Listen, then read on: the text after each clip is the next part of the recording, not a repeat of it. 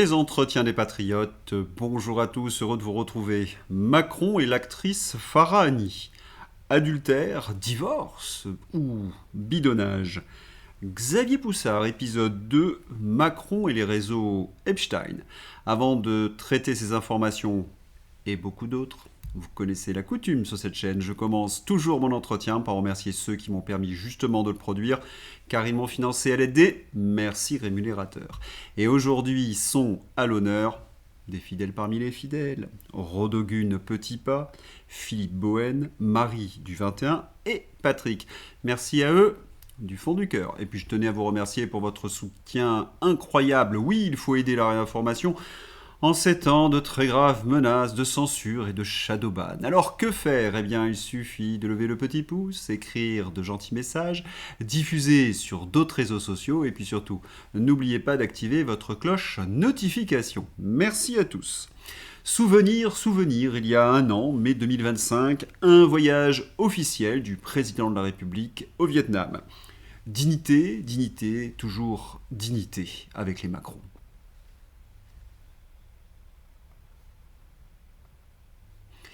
Eh oui, la fameuse gifle, c'était il y a un an. Au départ, les Macron nous ont expliqué que c'était un deepfake, à l'intelligence artificielle de complotistes. Il y a une petite version qui est arrivée quelques minutes après, ce n'était pas de simples complotistes, c'est les Russes, bien évidemment. Troisième version de l'Elysée, c'était une séquence chamaillerie amoureuse pour mieux affronter les journalistes. On se met des beignes chez les Macron. Et puis dernièrement, ce serait une baffe due à la jalousie de Brigitte. À moins qu'il faille attendre pour connaître la vérité, la cinquième, la sixième ou la septième version. Vérité et Macron, deux termes irréconciliables. C'est même une loi, car les Macron ne savent que mentir, tromper et manipuler les Français. Avec la complicité exclusive des journalistes de BFM et du service public. Au fait, il est où le Mister Complot? Oui, celui qui est censé débunker les fake news. Suis-je bête? Il peut pas débunker les mensonges d'Emmanuel Macron, il est payé par le service public et par le fonds Marianne. Mais revenons à Trogneux, Tyson et son bourre-pif. La chamaillerie dans un avion n'avait convaincu personne. Mais, petite parenthèse, lorsque nous avions douté de cette version, nous avons été qualifiés de complot par qui vous savez. Voilà, vous avez un journaliste de Paris Match qui a enquêté sur ce bourre-pif, sa version. C'est un couple. Oui, ce qui s'est passé, c'est qu'elle a vu un message d'une personnalité connue, une actrice iranienne, Golshifteh Farahani. Ah bon, vous donnez son nom carrément? Je donne son nom tout simplement parce que ça a été à un moment donné des rumeurs qui ont couru dans Paris. Ce n'est pas une rumeur, je l'ai dit. Voilà, la gifle donnée l'an dernier par Bribri à Manu serait liée à un message retrouvé sur le téléphone du président. La première dame aurait vu un échange avec une actrice iranienne dans lequel Manu aurait écrit qu'il la trouvait très jolie. Je ne sais pas vous, mais j'aime le théâtre. Vous aussi ? Vous avez dû adorer ce duo entre Florian Tardif et Fogiel. Ah, d'abord, il y a le titre de la pièce, le titre de Florian Tardif, de son essai. Un couple presque parfait. Cela veut presque tout dire. Manifestement, il ne s'est pas interrogé sur le détournement de mineurs, sur la propagande perverse des perturbés d'Amiens depuis 12 ans.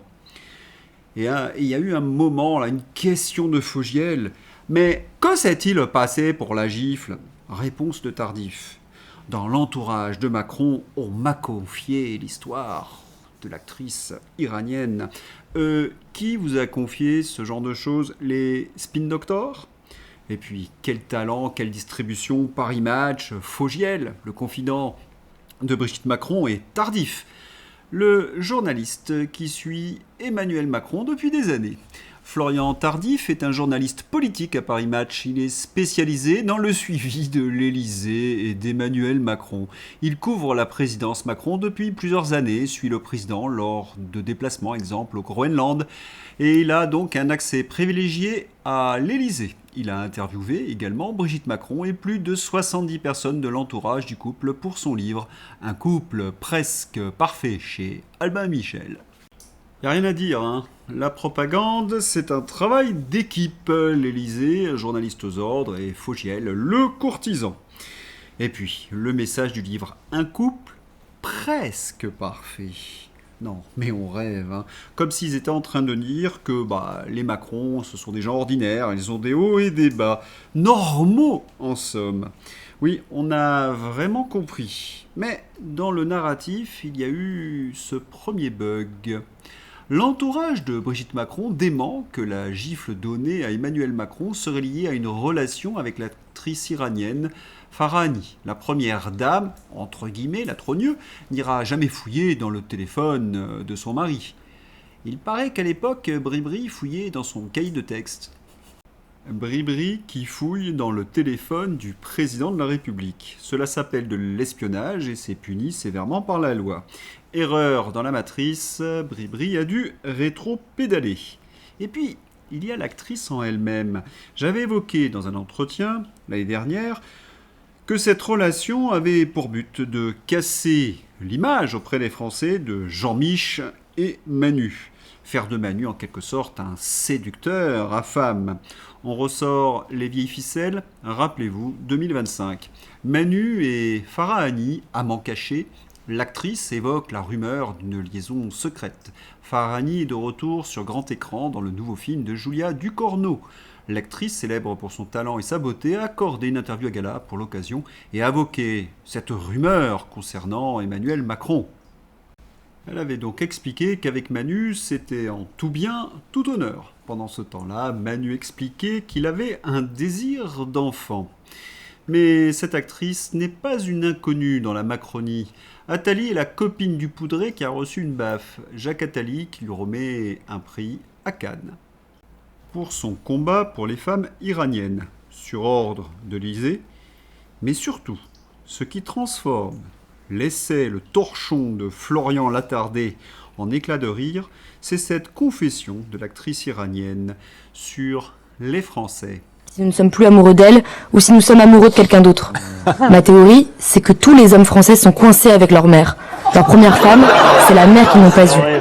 Et là, ils ne la lâchent plus. Et 5 mois plus tard... C'est ce qu'on appelle un couple presque parfait, quoi.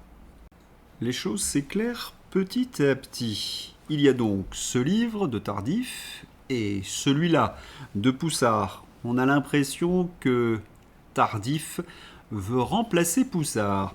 Je lui souhaite bonne chance au journaliste de Paris Match. Et pour vous montrer l'absence totale de scrupules des attardés d'Amiens, un petit rappel. L'affaire Mathieu Gallet.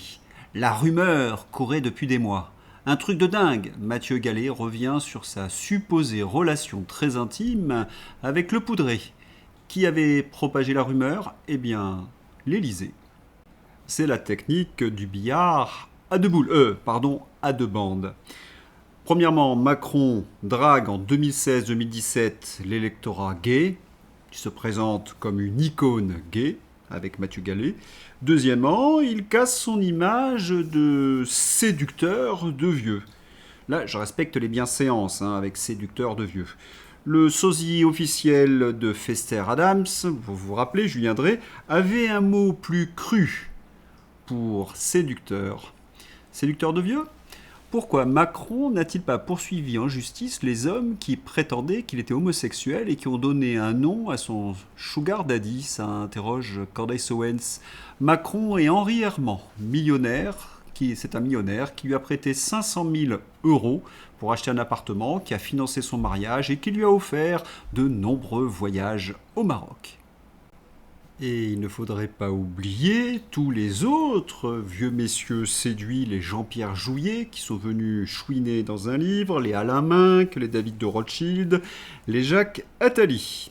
Voilà, propager une rumeur pour empêcher la vérité de sortir.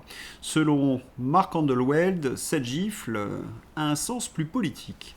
La tension visible, la gifle, est le symptôme d'un conflit politique sur Gabriel Attal, pas d'une dispute de couple classique. Pour Underworld, la gifle plus l'affaire de l'actrice iranienne ne sont que la partie visible ou le prétexte médiatique d'une rivalité politique bien plus profonde et ancienne entre Macron et Attal. Le couple présidentiel est avant tout un couple de pouvoir et Attal est au cœur de ce désaccord. Notez le renversement. Brigitte aurait voulu que Macron se raccommode avec Gabriel Attal, qui était en quelque sorte son fils spirituel, et Macron, jaloux de la relation exclusive entre Brigitte et Gabi, aurait refusé. D'où la dispute, la colère et la baffe de Brigitte. Il existe également une autre version. Brigitte aurait été furieuse qu'Emmanuel Macron ne réagisse pas plus farouchement contre Candace Owens. Elle aurait obtenu raison quelque temps plus tard. Autrement dit, la version du Figaro ou de Paris Match ne tient pas la route. La relation platonique entre Emmanuel Macron et Farahani serait à l'origine de la gifle de Brigitte Macron. Didier Maisto, quand j'étais au Figaro, jamais nous n'aurions repris ce narratif, et celui qui l'aurait proposé serait passé pour un imbécile. Les temps changent. Mais me direz-vous, quel est l'intérêt pour ce couple maudit de sortir une telle histoire? Toujours le billard à deux bandes. D'abord, refaire le coup de 2016. Oui, c'est le couple qui a permis à Manu d'accéder à la présidentielle de 2016. Donc ils essaient de nous le revendre. Du modèle parfait de 2016, on passe au modèle presque parfait. Apparaître donc plus humain, plus proche des gens. Manu, séducteur, un peu comme tout homme, mais Brigitte, femme courage, qui tient son mari. On est passé donc du Shabada de 2016 au feu de l'amour. Brigitte arrivera-t-elle à reconquérir Manu? Arrivera-t-elle à sortir son époux des griffes de l'horrible actrice iranienne? Et puis, deuxièmement, faire peut-être la nique à Gabriel Attal pour Emmanuel Macron. Le petit Gabriel s'est fait voler son cartable à l'école alsacienne. Vous vous en souvenez, c'était il y a quelques semaines. Gabi avait tenté d'apitoyer le bon peuple en se présentant comme Cosette. Quant à Bardella, il avait fait la une de Paris Match avec Carolina. Les Macron devaient réagir. Trouver une jeune fille plus belle et plus connue que la princesse de Bardella. Si possible, une beurette pour qu'on siphonne les électeurs à Mélenchon au passage. Macron, c'est Truman Show pour les nuls. Mais pourquoi cette opération du poudré est vouée à l'échec?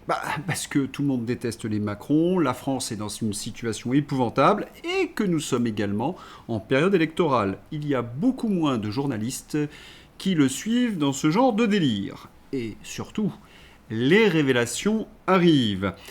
Transition toute faite avec Xavier Poussard, épisode 2, Macron et les réseaux Epstein. Et nous, en France, où le centrisme n'a jamais marché, Le Canuet, etc., Bayrou, enfin, ça a toujours été l'UDF, quoi. Ça n'a jamais pris. Ça correspond pas à ce qu'est la France, en plus. La démocratie chrétienne, ça n'a jamais vraiment pris. Et d'un coup émerge à sens inverse des grands mouvements historiques, Emmanuel Macron, qui nous a été imposé. Moi, c'est quelque chose que j'écris pas forcément dans le livre, mais à l'époque, j'ai des sources. Comment dirais-je, en fait, vous avez deux sources qui sont intéressantes sur la campagne. Bon, disons que le coup d'État est au moins médiatico-judiciaire, c'est-à-dire la machine médiatique contre les autres candidats, et médiatico-judiciaire contre les autres candidats et avec Macron. Mais vous avez quand même les sondages Big Data, qui à l'époque sont une nouveauté. Les sondages établis à partir du Big Data, etc., etc. Ce qu'on va trouver ensuite avec des affaires comme Cambridge Analytica, etc. Aujourd'hui, l'opinion publique, elle se fait par... on l'évalue par les réseaux sociaux et par les habitudes sur Internet. Donc, les données Big Data, qui à l'époque sont quelque chose de nouveau et qui à l'époque sont très prometteurs, puisque ce sont les seuls à avoir prédit l'élection de Trump en 2016 et le Brexit. Alors que les sondages traditionnels nous disent tous que Hillary Clinton va gagner et que le Brexit ne passera pas.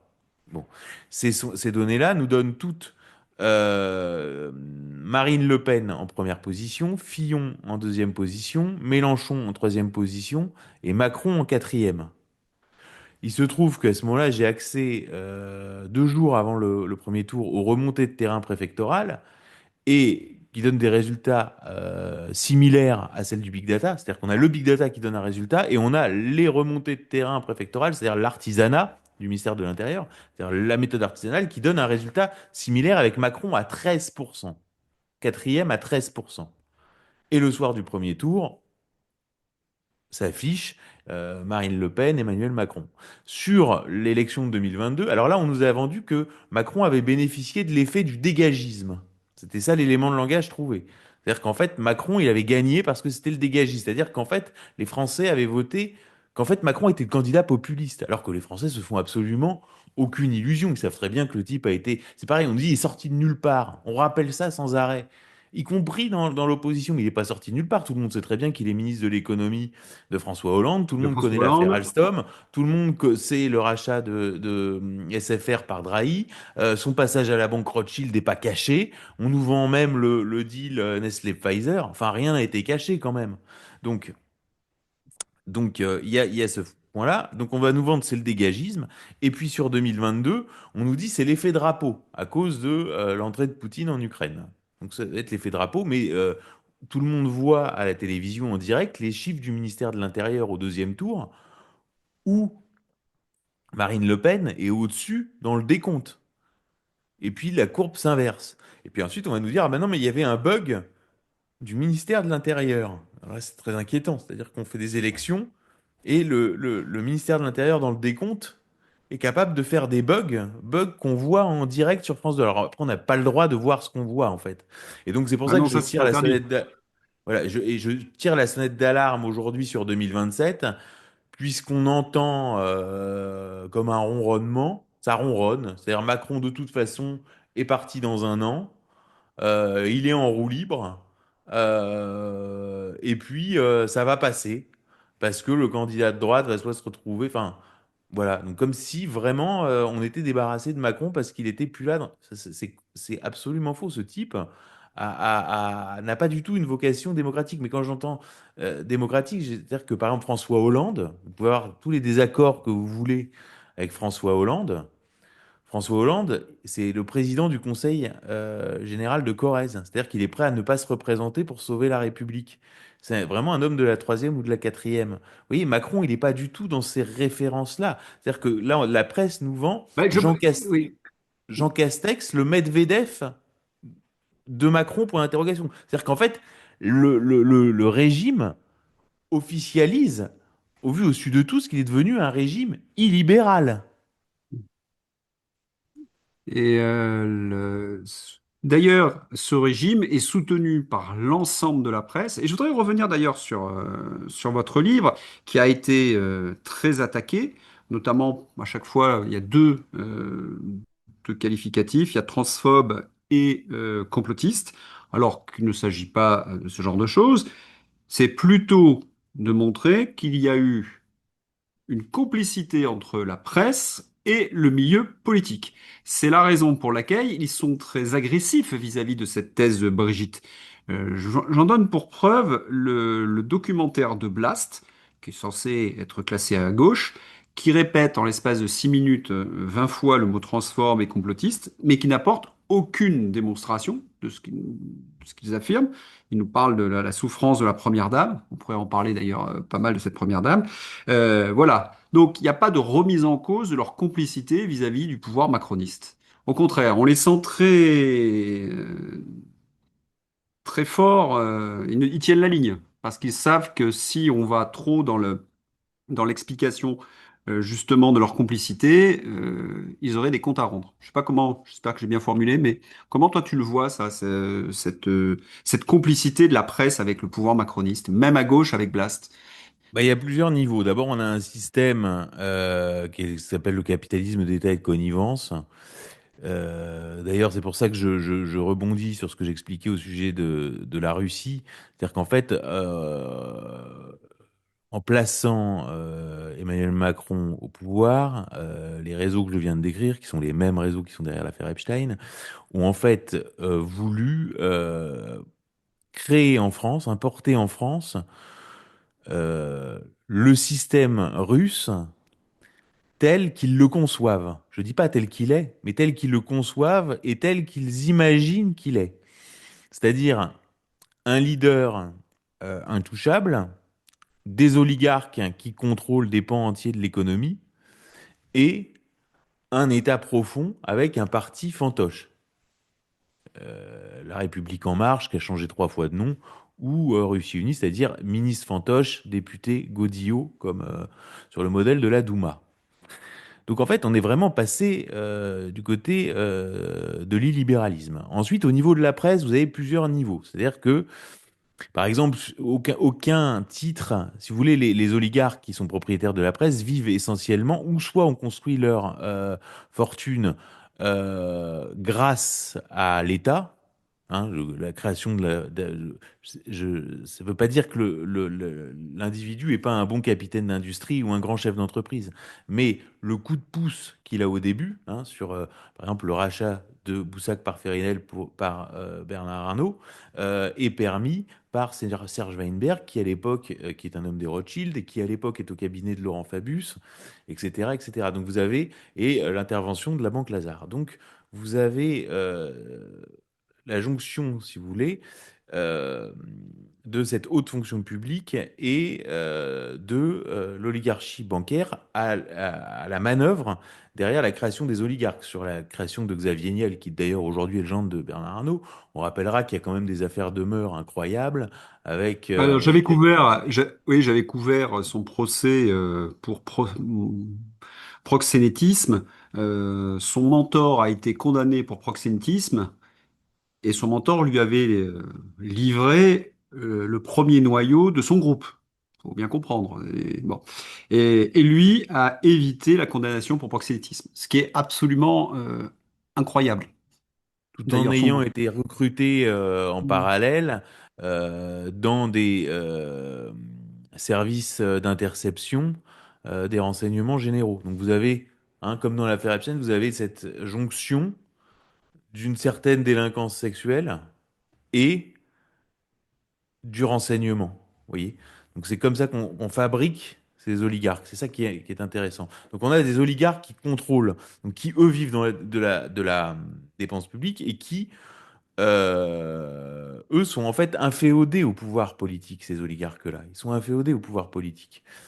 Ils vivent et donc ils contrôlent la presse. Donc, si vous voulez, vis-à-vis, euh, par exemple, enfin, il est impossible que Rodolphe Saadé, quoi qu'il en pense par ailleurs, il est inconcevable que Rodolphe Saadé balance une bombe, comme on dit maintenant sur les réseaux sociaux, contre Macron dans un de ses titres. Ça veut dire que sinon, c'est qu'on a déjà basculé, c'est que le changement de pouvoir est déjà avancé. Si vous voulez, le processus de changement de pouvoir est déjà avancé. Vous avez ce phénomène-là. Ensuite, vous avez le phénomène, tout simplement, je dirais, bon, de la paupérisation du métier de journaliste, de sa transformation. C'est-à-dire qu'avant, hein, quand même, le journaliste, c'était des gens qui montaient à Paris et ils faisaient du journalisme et c'était quelque chose un peu d'aventurier. Aujourd'hui, c'est un truc en fait, le système des écoles de journalisme qui, en fait, forme des flics idéologiques, quoi, faut le dire très les attachés de clairement. presse. Voilà, d'ailleurs, qui deviennent attachés de presse souvent après, parce qu'en fait, la profession ne nourrit plus son homme. Et donc, vous avez, puis c'est très uniforme, et puis ça se radicalise, parce qu'on pouvait penser que les réseaux sociaux allaient ouvrir un champ, et en fait, il y a une radicalisation. C'est-à-dire que plus le X de Musk va loin, plus les médias mainstream sont mainstream, quoi. Il n'y a pas du tout d'effet de, Non, on de, aurait pu de fenêtre imaginer d'Overton. voilà, on aurait pu penser qu'il y aurait une correction, qu'ils auraient essayé de suivre Et j'y ai certains pensé. Quand il groupes. y a eu l'affaire Duhamel, en Ah fait, il oui. faut savoir pourquoi il y a l'affaire Duhamel, parce que Camille Kouchner, à ce moment-là, est en couple avec Louis Dreyfus, qui est le patron des rédactions du Monde. Et en fait, cette affaire qui a déjà, euh, qui bout, on va dire, dans le petit Paris germano-pratin, et bah, va sortir à la faveur d'un livre. Donc là, on voit tout le milieu de l'édition, etc. Et va y avoir une sorte de purge à l'intérieur de cette caisse. À ce moment-là, je me suis dit, tiens, ils ont compris. Ils ont compris, et c'est d'ailleurs dans la foulée que moi j'ai lancé Brigitte Macron, c'est-à-dire au moins réouvrir le mensonge médiatique lors de la rencontre. Et en fait, ça s'est immédiatement refermé. Sur Epstein, ça avait été étouffé. Là, il pouvait plus vraiment étouffer. Donc, il y a quand même un traitement médiatique, quoi qu'on en pense. Il y a des articles qui sortent, etc. Après, on peut juger ça satisfaisant ou pas satisfaisant. Mais aujourd'hui, par exemple, le méga groupe, si vous voulez, parce que dans l'affaire Epstein, vous avez plusieurs niveaux. Vous avez le niveau MeToo, vous avez le niveau Mossad, puis vous avez le niveau méga groupe. Hein, ça veut dire, oui. Donc souvent, on était resté quand même au niveau MeToo. Le Mossad, on commençait à nous dire que c'était une théorie du complot. Et puis méga groupe, on était bon pour l'asile psychiatrique. Aujourd'hui, le méga groupe, c'est dans le monde.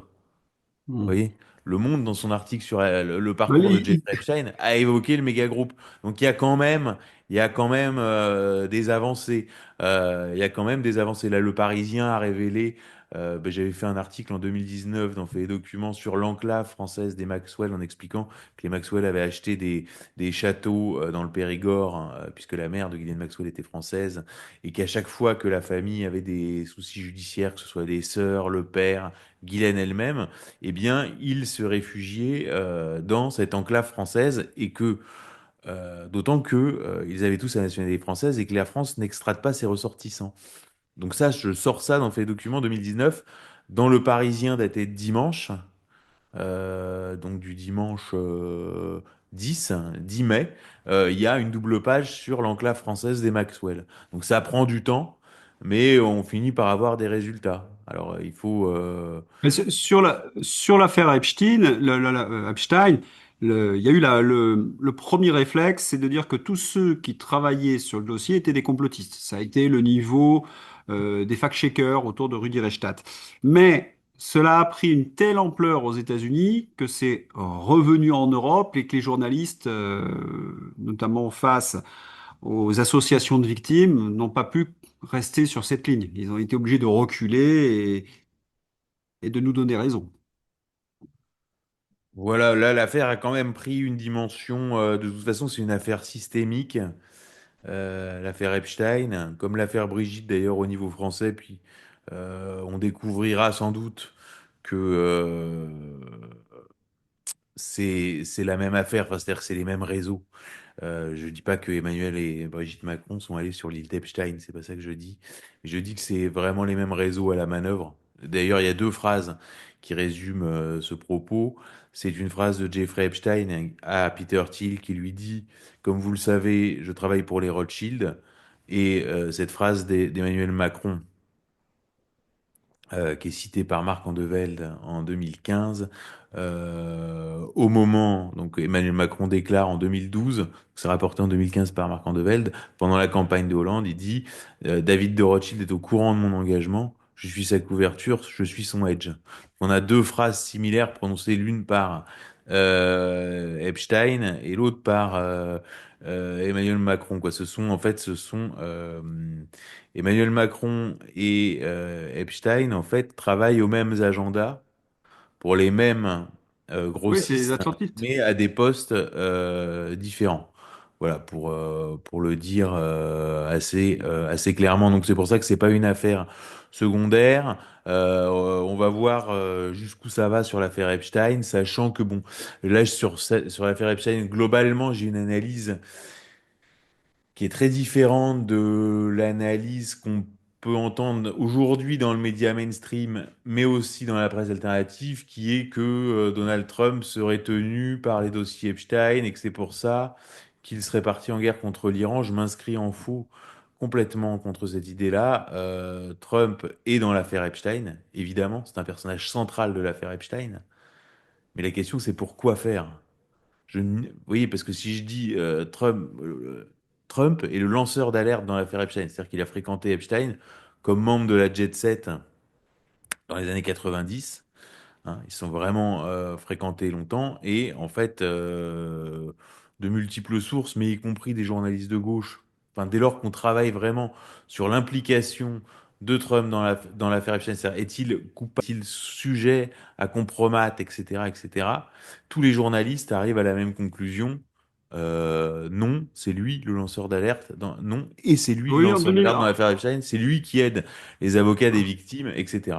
Donc Mais là, il y a un point que la presse américaine a mis en avant, c'est que Melania était dans l'équipe d'Epstein et que c'est Jeffrey Epstein qui a présenté Melania à Donald Trump. Certains même affirment qu'elle était la maîtresse, d'ailleurs, oui, mais d'Epstein. ça c'est pas du tout. Si vous voulez, c'est des données qui sont, comment dirais-je, qui sont connues depuis de longue date, hein. La question, euh, d'ailleurs, il y a des incohérences biographiques autour de Melania. Elle figure dans le livre noir d'Epstein. Sans doute, Epstein l'a-t-il présenté, ou en tout cas a joué un rôle dans leur rencontre. Mais le fait est que dans les documents judiciaires, c'est très très net. C'est-à-dire le coup de fil de Trump à la police de Palm Beach. Fabricio Calvi, qui était journaliste spécialiste du renseignement à Libération, c'est pas un Trumpiste, conclut, Epstein disait à tout le monde que c'était Trump qui l'avait balancé à la police de Palm Beach. Vous avez les avocats des victimes qui expliquent que Trump est les seuls à les avoir aidés, etc., etc. Voilà, donc honnêtement, pour l'instant, j'ai pas de, enfin, si vous voulez, cette espèce de, comment dirais-je, ce lien de cause à effet. C'est-à-dire, il fait la guerre en Iran parce qu'il est tenu par les Israéliens via les dossiers Epstein n'est pas établi. Je pense que c'est une mauvaise grille de lecture quant à ce qui se joue sur la guerre en Iran, où je suis pas sûr que les Israéliens et les Américains poursuivent les mêmes buts de guerre. D'ailleurs, c'est assez officiel, puisqu'on voit bien que c'est Netanyahou qui essaye de faire poursuivre la guerre par tous les moyens, tandis que Trump essaye de se retirer du bourbier. Donc voilà, donc il y a l'affaire Epstein et c'est pour ça que je pense qu'en fait il y aura d'autres phases de déclassification de l'affaire Epstein par des biais détournés d'ailleurs. Quand on comprend un peu comment fonctionne ce que j'appellerais le Trumpisme informationnel, on pourrait très bien imaginer, donc là c'est vraiment un scénario mais fictif, mais qui est dans l'esprit, je dirais, pour comprendre le Trumpisme informationnel, c'est-à-dire une libération de la fin des dossiers Epstein, du gros, par exemple, en narguant d'un piratage par des Anonymous, Anonymous dont on découvrirait par pur hasard qui serait iranien. Vous voyez, c'est comme ça Oui, que fonctionne la circulation de l'information à l'époque, à notre époque, c'est-à-dire avec beaucoup de désinformation, de bluff, de manipulation et d'informations qui, au final, sont quand même des vraies révélations. tiens, on va revenir d'ailleurs sur les macronistes et, et toute cette garde rapprochée autour d'Emmanuel Macron. Si je vous dis Borrello, Olivier Duhamel, Jacques Lang, Frédéric Mitterrand, Pierre Berger et l'inénarrable BHL, qu'est-ce qui les relie, tous ces personnages? Alors, bon, il y a plusieurs choses. Bernard-Henri Lévy, on parlait du réseau Epstein. C'est-à-dire que Bernard-Henri Lévy, d'ailleurs, il y avait un article de Libération qui était très bien fait de Sophie Desdésert qui expliquait que Bernard-Henri Lévy livrait des scénarios géopolitiques clés en main. En fait, Bernard-Henri Lévy est la quintessence, et d'ailleurs sa carrière ne s'explique que comme ça, euh, de l'agenda politique du méga groupe. C'est-à-dire que c'est le porte-parole et le metteur en scène de l'agenda géopolitique du méga groupe, c'est-à-dire des clubs des financiers d'Epstein. Et on retrouve Bernard-Henri Lévy au bord de ce think tank.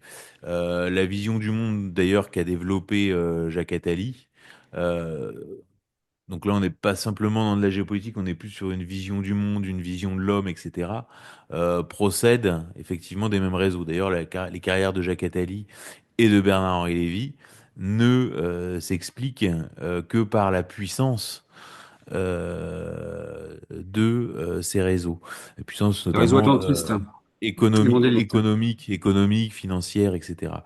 La question de départ, oui. Alors, ce qui est intéressant, c'est que dans l'affaire Epstein, comme dans l'entourage des Macron, on a une surreprésentation de personnalités ayant trempé dans des criminalités. Et ce qu'on découvre, en fait, c'est que dans ce qu'on appelle les démocraties libérales avancées, la criminalité agit en quelque sorte comme l'huile dans le moteur, si vous voulez. Et d'avoir été impliqué dans des affaires de n'est pas du tout excluant, c'est même plutôt un facteur de promotion.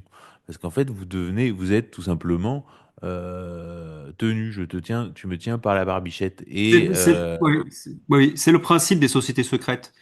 C'est d'être tenu par une affaire de mœurs ou un meurtre initiatique. voilà, C'était exactement comme c'était dans la Mitterrand. mafia. Ouais, c'était Mitterrand qui s'était entouré de tous ces gens. On retrouve d'ailleurs la Mitterrandie avec Jacques Lang, Olivier Duhamel, Pierre Berger, Borello. On retrouve les grands cadres socialistes. Oui, oui, c'est Macron est à la croisée de plusieurs choses. C'est à la fois la queue de comète de quelque chose, et c'est à la fois il y a quand même une destruction de la politique telle qu'on la connaissait, de la haute fonction publique. Par exemple, je vois souvent les nominations. Si vous voulez, il y a encore 10 ans, on parlait de pantouflage. Quand quelqu'un faisait carrière dans la haute administration et qu'il passait dans le privé, c'était bon quelque chose qui pouvait, enfin, qui était mal vu. On hésitait, etc. Enfin, ça se faisait quand le jeu en valait vraiment la chandelle. Aujourd'hui, on a des parcours complètement hallucinants, quoi. C'est-à-dire, le type a fait HEC, il rentre chez McKinsey, il va à Bercy, puis il repart au BCG, etc. Enfin, c'est nos limites, quoi. C'est-à-dire, c'est complètement nos limites. Il n'y a plus aucun. C'est Johan Chapoutot, là, un historien spécialiste du nazisme, d'ailleurs, qui expliquait que c'était Oui, comme un BDE d'école de commerce. C'est-à-dire qu'en fait, ils arrivent, puis ils cassent, et puis ils sortent, puisqu'en fait, ils n'ont aucune responsabilité, quoi. C'est-à-dire qu'ils sont complètement déresponsabilisés. D'ailleurs, les gens sont anonymes. Je vous mets au défi de citer trois ministres. Enfin, je sais pas qui est le ministre de la Santé, qui est le c'est ministre risque. de. Voilà, Oui, donc mais ça, voilà, moi, je suis un peu spécialiste, j'arriverai à les remettre, mais c'est vrai que il y a eu tellement de turnover dans les ministères qu'on a parfois des difficultés à se souvenir qui est en charge d'un ministère. Ouais. Oui, Euh, parce il y a plus, avec le non-cumul des mandats, en fait, on a découplé la fonction ministérielle de la carrière politique.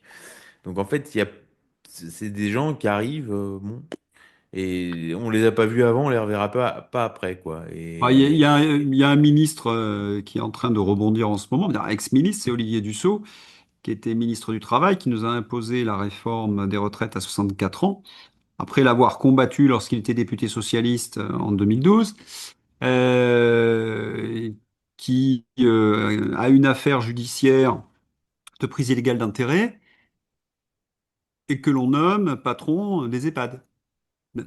Alors que du fait de sa condamnation, il pourrait pas, il a reçu une exemption. C'est ça aussi le macronisme, c'est-à-dire que tout devient possible. voilà. Quelqu'un qui est condamné bah, peut devenir Ben là, on assiste à un patron. verrouillage complet par les affidés de l'État. Et je poursuis cette idée que 2027 sera la continuation du coup d'État. Ça a déjà commencé. Richard Ferrand au Conseil constitutionnel, Amélie de Montchalin à la Banque de France, Cour à des la Cour comptes. des comptes ad vitam aeternam, Emmanuel Moulin à la Banque de France. Enfin, il y a tout un tas. Là, il y a la vice-présidence du Conseil d'État. Euh, qui devrait revenir à, je veux pas dire de bêtises, j'avais noté ça, la Oui, vice-présidence j'ai du vu Conseil. passer l'information, mais je me souviens plus du nom. Ah bah à Marc Ah Guillaume, qui bah était oui, secrétaire oui. général du gouvernement et qui avait dû démissionner suite à l'affaire Duhamel. Vous voyez? Oui. Donc c'est comme ça, le défenseur des droits devrait devenir Éric Dupond-Moretti. Enfin voilà, donc il y a tout un tas de postes, C'est sans énorme compter la d'ailleurs. direction générale de l'armement, la préfectorale. En ce moment, c'est une information qui est peu connue, mais il faut savoir que Didier Lallemand, qui était préfet de police de Paris pendant les Gilets jaunes et qui a maté les Gilets jaunes avec une doctrine de sécurité, quand ça aurait été Pasqua du temps de comment ça s'appelait Charles Pasqua du temps de Malek Ousekine, on aurait eu toute la presse, etc. Crier aux violences policières. Là, on n'a rien eu. C'est-à-dire il y a eu, on a remis les voltigeurs, on a arraché les yeux des gens, rien. C'est-à-dire que c'est un grand Et, républicain, et, Didier Lallemand, et on est... qui aujourd'hui passe ses journées à l'état-major des armées parce qu'il coordonne les gouvernements civils et le gouvernement civil et le gouvernement militaire en cas de conflit de haute intensité, qu'il soit intérieur ou venant d'une menace extérieure. C'est-à-dire qu'en fait, le régime est en train de nous préparer soit à une guerre à l'extérieur, soit à une guerre civile pour se maintenir. On en est là, donc c'est pour ça qu'il faut pas du tout se dire bon, il y a l'élection de 2027, Emmanuel Macron part en 2027. On n'est pas du tout dans cette configuration-là. Merci à Xavier Poussard pour cette brillante analyse. Demain, un entretien plus généraliste, panorama de l'actualité et la page fantaisie. À bientôt, au revoir.